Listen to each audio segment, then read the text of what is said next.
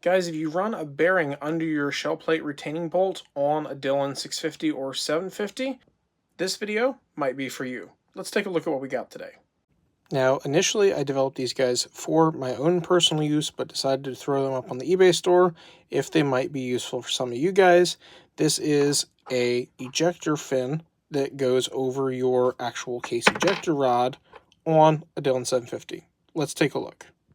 And because one of you guys requested it, we now have them in, you guessed it, Dillon Blue.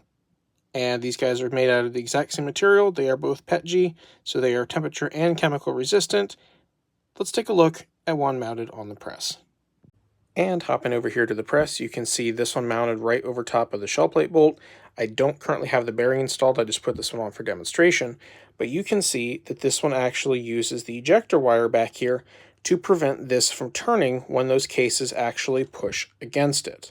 Now you'll also notice these little cutouts. There's one right here, and there's one right down here on the other side. Those are to be able to easily get a screwdriver in there. This pops right off your shell plate bolt whenever you want to clean the press or to take off your shell plate.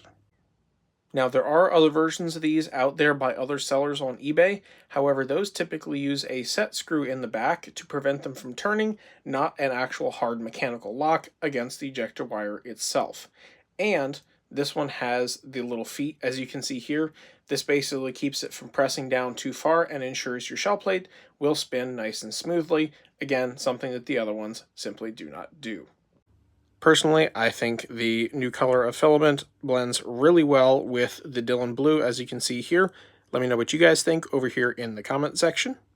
And I will include a link to the video below where I actually go through how I ended up developing these, as well as a link in whichever side it's on, the pinned comment, to the eBay store listing if you guys happen to want to pick one of these up.